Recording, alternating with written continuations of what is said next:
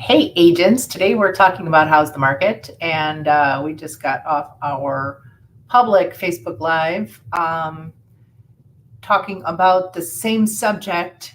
And I think it's really important that we all kind of are communicating the realities to our clients, and everybody's going to do that in a little bit of a different way. But we we feel strongly that it's kind of that old commercial, and educated consumer is our best customer, right?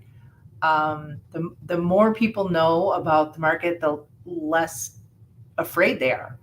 The more they understand the realities of it, the less fear there is. So um, we send out market reports monthly. Jack, you just added a few kind of hyper local Mhm. reports to your program and got some good response from that, right? Yeah, I did, and I think that's one of the ways of kind of a good leading indicator for people that are actually, maybe thinking about making a move in your sphere, in the future too. Good people Yeah, to definitely have on a phone call rotation. right. So when you can see that they watched your video, if you're using, hopefully everybody's on board with programs that help us not only disseminate the information but track who's paying attention to it. Um, and you can see some interest. We're heading into Thanksgiving. People are going to be getting together, and when people get together with realtors, they're going to ask the question, "How's the market?" So we all need to have an answer. We need to have an answer that isn't, "Oh, it sucks," or "scary," or "It's a terrible time to buy." Um, those things are mostly not true.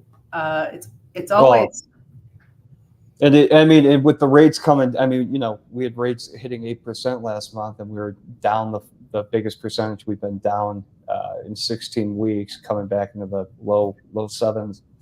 Obviously, it's a better time in November than October anyway. Even from bringing that information up, because a lot more people probably saw the 8% number than they saw it came back down. right. And I don't think anybody should be telling their buyers to wait until spring. I think they should be working to help them find on the, from the little inventory that there is. Nobody thinks there's going to be a whole lot more. I know, there's all of the gurus with there's going to be a crash. Everybody's going to sell their Airbnbs. Everybody's going to, you know, um, all the all the sellers who've been hanging onto their house are going to jump in and sell because it's the top of the market. Um, they've got to move somewhere. They've got to live somewhere. Um, we're going to see people moving because they have to. But I don't think we're going to see any sort of major flood of inventory. Um, Anything getting dramatically better from the buy side. And then you have to look at, and I know agents who've told buyers over the past couple of years to wait. Um, that has not proved to be a good strategy so far. I'm going to pull up a chart we were looking at from Keeping Current Matters. Um, this is the last 60 years of price appreciation. So you don't, you know, buy a house to live in for a year most of the time. This is not a quick turnover kind of thing. This is what the crash looked like. I mean, this was devastating and painful, and this is all it was. So anybody who hung in there and waited for the climate to change um, did just fine, right? So when you're talking to your buyers about when a good time to buy is, I know I love it. The old adage of the best time to plant a tree was 20 years ago. The second best time is now. Um, where's 20 years ago come in here? I can't see these tiny numbers. I don't know if you. I think it's somewhere around here. I think it looks like 150,000. Or that's So 90. 20. There we go. So here. So Yeah, 160-ish Yeah. on So average. I'm going to weather this storm and be here now.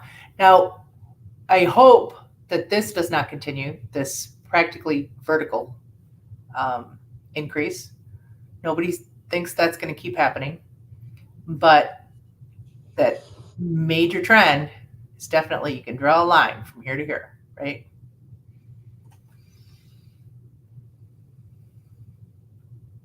Yeah, and I actually like the by decade breakdown too, because then you could really kind of think, even it's like even when you look at it in 10-year chunks, even the bad times, which might overlap with a couple of them, you stuck it out, you did well.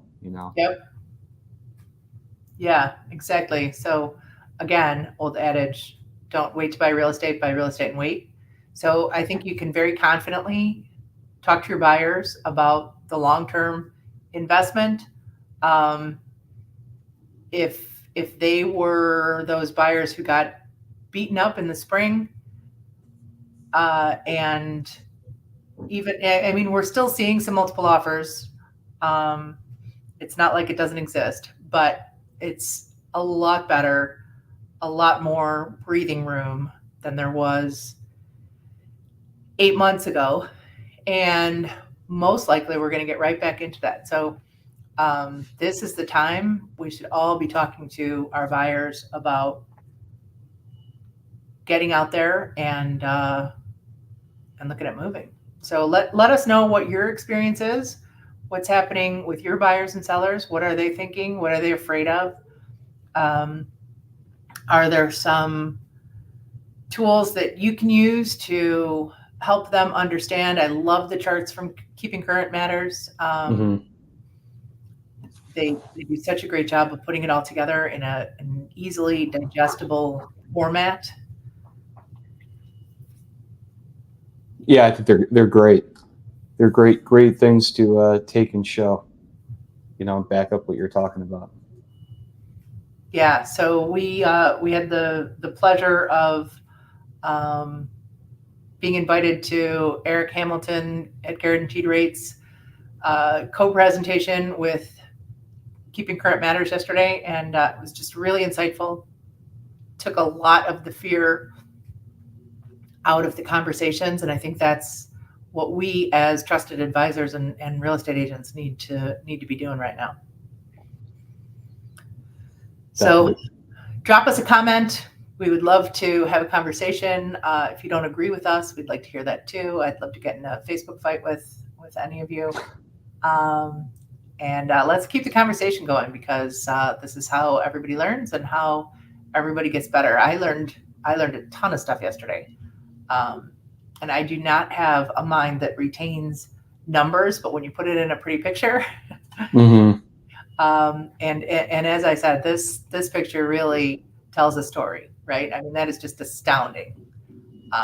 So if you're not subscribing to KCM, it's like $30 a month.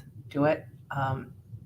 You'll get so much information yourself, and then you can use that to share with clients. It's really helpful.